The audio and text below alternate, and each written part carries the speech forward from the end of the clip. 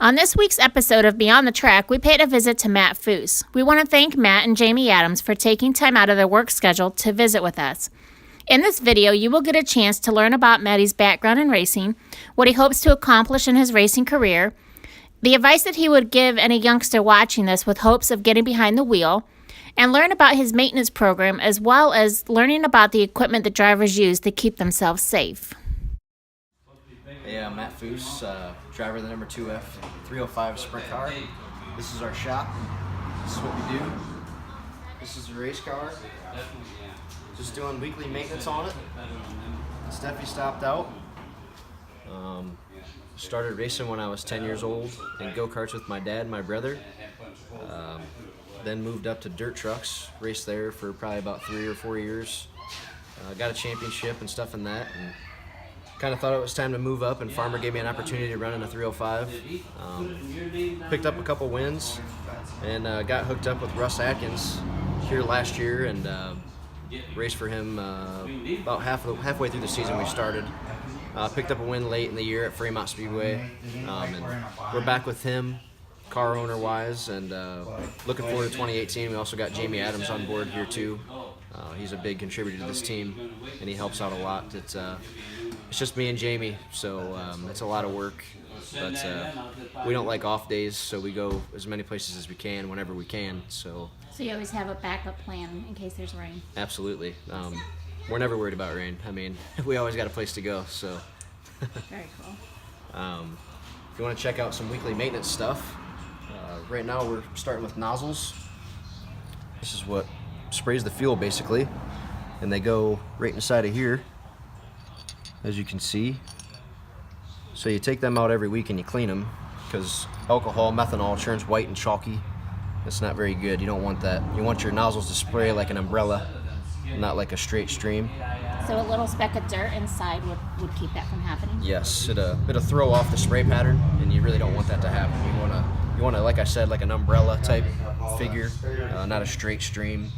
So we do that every week. We run valves.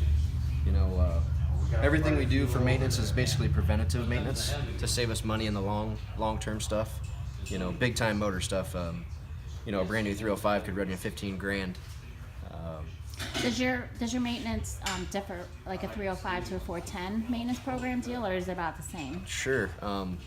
It's close to the same, but I'd say a 410 is probably a little more. You got double the nozzles if you run down nozzles and upper nozzles. Everything's aluminum and titanium in a 410, so a lot of stuff moves around, heats and expands and stuff like that. Basically everything in here is steel.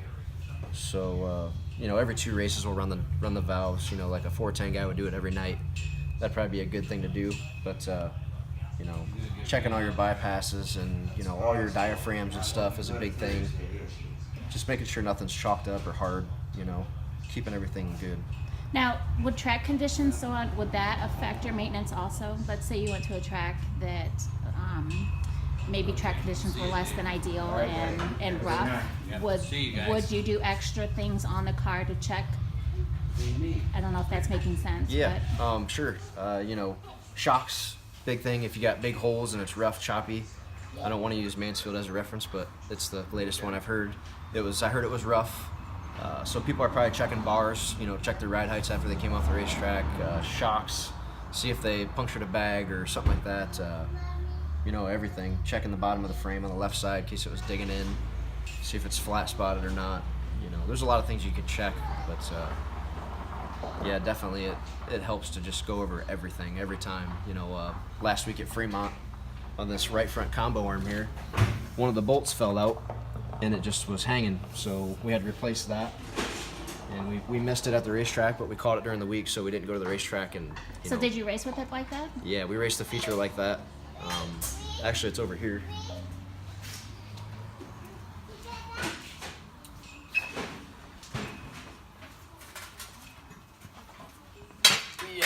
We missed it at the racetrack, but we caught it in the shop, and I can't find it right now. So. Oh, that's all right. How does that affect performance? Honestly, I didn't even notice it, so it kind of didn't affect me any, but...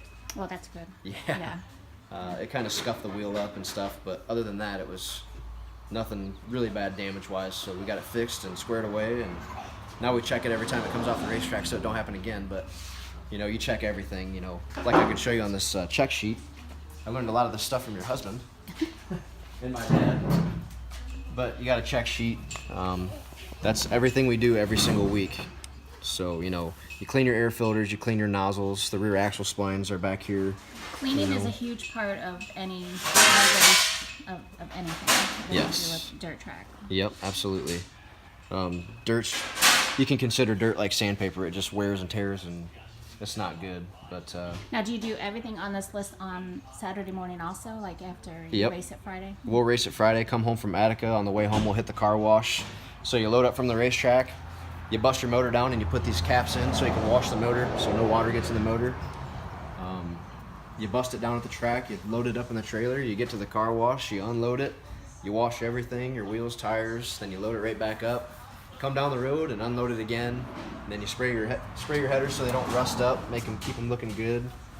And we call it fogging the motor. You'll open up the valve, or you open up your throttle plates, spray it with WD, spray it in the cylinders, roll the motor over so the rings don't rust, and just try to keep it clean inside. Yeah, keeps the rings from rusting and the cylinder walls from rusting. Like I said, that alcohol gets really chalky. So, but yeah, we do this before every race. So, you know, torque ball, everything. We just try to really keep up on it. So. All right, one thing that we like to ask the drivers as a way for fans to get to know them is like for one thing, like what are your goals for 2018? Goals for 2018 would be running the Fremont Fast Series in Attica. We would really like to win all three. I don't think anybody's done that before. Came really close to it, but that'd be a huge goal for us. You know, getting some more wins and stuff would be really cool too. To date, what is the biggest race that you've won? What is one moment in time in your racing career that it's something that you'll never forget? You know, honestly, two come to mind. My rookie year, I won a feature for Rich Farmer, and that was pretty huge. You know, you're coming out and winning not one but two in your rookie year. That was really big. Right. And then obviously being from Fremont Speedway is pretty huge for us. That home track win is always something There's special nothing like about Fremont that. Speedway. Right. Yep. Stand in front of those legendary stands. Yep, for sure. That. Yeah. Okay, so we're talking about Matt Foos' racing career.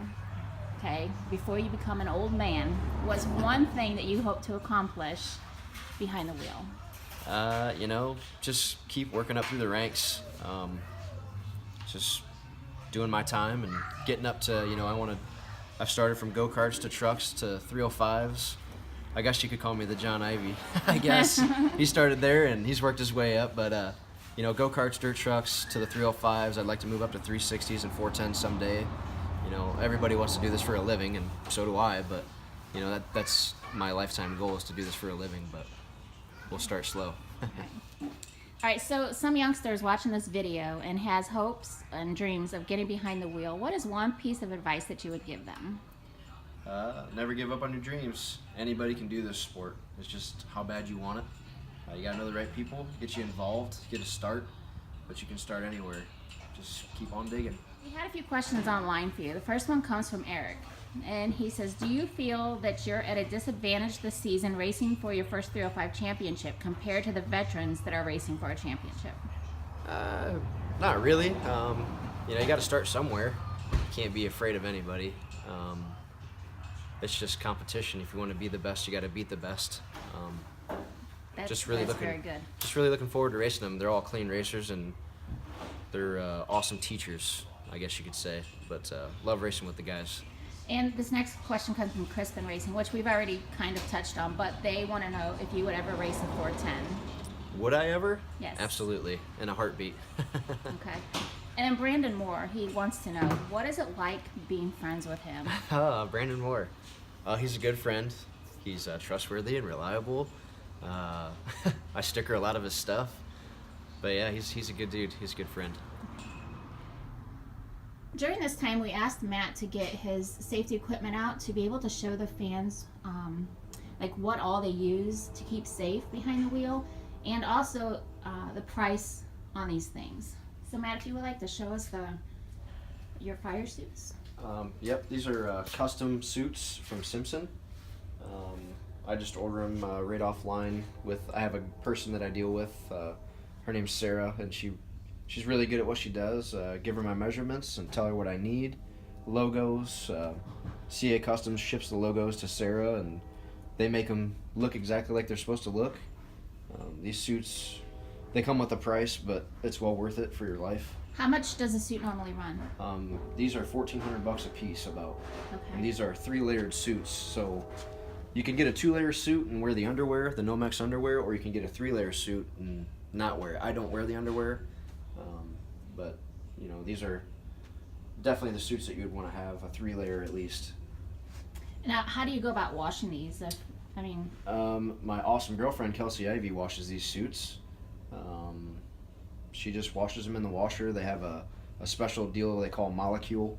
It takes all the grease out. These are still dirty. I raced this weekend, so she has this chemical called Molecule, and she washes it. It keeps all the grease out, and it also protects it too. So. Okay. If somebody would want to help you get a fire suit, first off, how often do you have to replace them? I'm a pretty short guy, and so is my dad, so I don't plan on growing any. But you know, if you grow, you change them. But you know, I guess it just depends. If they get ratty and nasty, you replace them. You know, put them on the shelf, collect them, whatever you want to do. But. And I see that you have names on here. So is that something that fans, if they would like to get on board and help you out in some way, that they could get their name on a suit? Yeah, absolutely. Automatic Fire Protection helped me with getting this suit, and Dave Rohrbacher at Rohr Total Lawn Care helped me get it too. They pitched in some money to get me a really nice suit, and. So it doesn't take the full $1,400 No. to be able to help you out, even Nope. a couple $100. Anything helps, you know. I don't really remember what they gave, but Pam and Steve from B&B bought this whole suit for me. That was part of our sponsorship deal. That was very nice. So anything helps. You don't have to pay the whole thing, but racers really appreciate the help, that's for sure. All right, let's show them your other safe equipment you have. Okay, you got your standard racing shoes.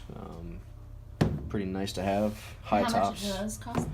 Oh, 150 or so. I mean, I guess it depends on what you have. These are about $100, just standard racing gloves. Now, can you go full season with gloves, or do you find that maybe you hold on to the steering wheel a little tight and maybe wear spots? Like I have a hole in this one. Actually, last year when I raced for Farmer, or a couple years ago now, 2 years ago, I wore a hole through my finger and had a big blister, so my girlfriend went and bought me another pair because I was just going to wear them anyways, but you usually get a season out of them, and then they're pretty tore up. So. And how much did you say those were? These are about $80 to $100 or so. Okay. So again, fans, if you have a favorite driver and you want to help them out, it really does not cost thousands of dollars to help these guys out. And anything that you can help them with, they can put that money back into the race car, it's huge. It does not take a ton of money to help somebody out. Right. So, all right, let's look at your helmet. This is just a Rye helmet. Got this year. Actually, B&B Drain Service bought me this helmet as well, so they wanted me to be safe, so they went and bought me new safety equipment for the year. We'll take a look on the inside. Yep. A lot of padding here. I don't know if you can see. Okay. But we also wear a Hans device. I'm not really sure what these are new. I think maybe around 1,100 or 1,200 or so, but definitely worth it. And those last a while? These will last you forever. I Okay. mean, I've had this since dirt truck days. Oh, so wow. Okay. they'll last you a long time. I'd say if you wreck them, just like seat belts, you probably should replace it. Sure. But, they just snap in. These are a little different. They make a couple different styles. They make some that twist onto a screw, but these just loop in there, and then it just locks onto that piece. And then when I get out of the car, I just pull this orange thing, and it drops it, and I pull it off. So if you would crash, you can get out easily on your own Right. just by pulling that. So those orange things hang, and all I do is just pull down on them, and it drops that hoop, and I can just get Okay. right out. Or you can get out with it on, but I think it's a little Hopefully you easier. haven't had to do that. No. Okay, No. good. Good. All right, another thing is obviously with the mud, you know, that you see a lot of fans will see the tear-offs flying through the air, and I don't know if you can show the fans or even like tell like how much they cost and. Yep, these are. This is a brand new pack. There is 3 stacks of 10 in here, so there's 30. There's 30 of these in here. And one of these sleeves costs about $28. So it's basically a buck a pull. So every time you pull it, it's a buck. They're pretty expensive, but they're awesome. These are laminated. So now they used to not be laminated. What can you? And maybe the fans don't realize that too, but maybe what is the difference between the two? Like a difference between the laminated and non-laminated is you can still buy I think that's outerwear. It's called that makes those, but you can buy like I don't even remember how many comes in a stack, but it's a big box, and they're cheaper. But when you're racing, the non-laminated ones, they don't stick together. Like this is a laminated one. You can hear it when I tear it. They're all stuck together, so no dust gets in between. So sorry, we just cost you $1 right there. That's okay. I need to pull it, but the laminated ones, no dust gets in between, so your vision's always clear when you pull. It's clear every time. So it's kind of hard if you have the non-laminated ones. You pull them and you're still kind of fuzzy. It's just nice to spend a little bit of extra money to have. And the long one, they probably last longer anyway if they're not dirty in between. Right. Yeah. Right. They don't scratch up, and your shield stays cleaner. So again, fans, if that's something you want to help your favorite driver out, $30, you can go talk to your favorite driver and ask them what kind of helmet they have, and Kistler Racing Products and Kier Speed Shop, they're on hand. Feel free to stop by there and you can buy a pack of tear-offs. And again, any money that's not spent on these items can go into the race car. Yep, for sure. All right, another huge aspect of safety obviously is the seat and the seat belt. So we're going to have Maddie go through and kind of tell about the seat belts and how they work, price, and even the seat. So I have a Butler built seat here. I bought this secondhand. Hold on. Okay. I bought this secondhand off of Cole Duncan, but I'm pretty sure the custom ones like this that are real big and rigid are around $1,800. Very, very nice seat. Highly recommended to have a full containment seat like this. It's definitely worth your money. You don't cheap out on safety equipment. These belts, I buy them brand new every year. There's no reason to even chance buying a secondhand belt or anything like that when your life's on the line. Now, if you would crash, obviously not every tip over, but some crashes are worse than others. Would you consider getting a new set of belts if you feel like they were stretched? Yes. Actually, last year, when I first started racing for Russ, we flipped at Fremont and junked a race car. And the first thing I did was pulled the belts and got new belts. So I don't ever chance that because I don't ever want to. That's not going to be my excuse. So sure. But, and how much do belts cost? These set of belts, you can get two styles. I'll come onto your side real quick. You can get two styles of belts. You can have a ratcheting system like this that the driver can do this all on his own power. It's just a one-man operation, and it tightens you up. And then you pull your shoulder belts tight over your Hans, and they're skinny too on the top to go over your Hans, so they fit the Hans really well. But these belts run around $430. I think the other ones are right around like $230, $250. But the ratchet belts are very nice. You get a long red flag or something, and it's 20 minutes. The driver can loosen up by pulling this lever right here, and he can loosen up and stuff, and then he can retighten himself. So he can take a little breather and. So do you leave the ratchet on there? Well, yeah, there's a little set screw. There's a little set screw right there, and it tightens up to the ratchet, so the ratchet's in there. So you don't have to take it out while you're racing. Nope, it just stays right in there. That way you can retighten yourself under red or anything you need to do. All right, we all know that it takes a lot of people and a lot of sponsors to get you to the racetrack. If you want to take this time to thank them all. Yeah, definitely. Without our sponsors, we wouldn't even be able to do this at all. First off, Russ Atkins is the car owner. He owns motors and stuff like that, and huge contributor to this team. Jamie Adams over there in the corner. He was trying to hide. Is a huge asset to this team as well. Automatic fire protection, they've been behind me since dirt truck days. Pretty loyal people, good friends of the family.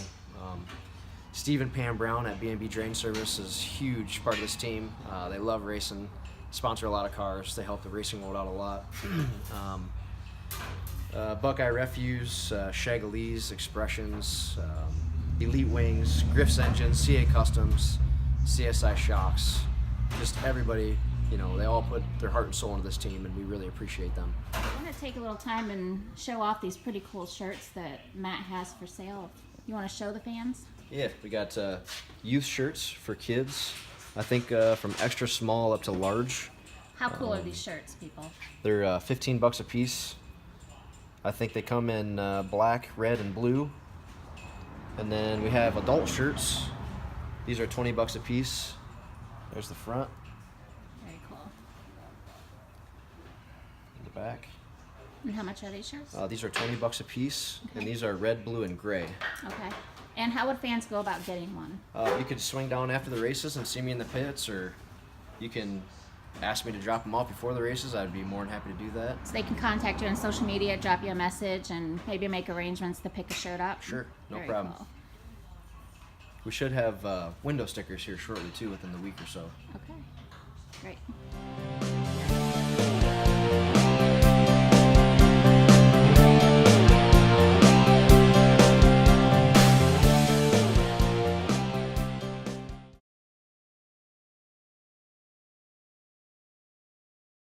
Okay.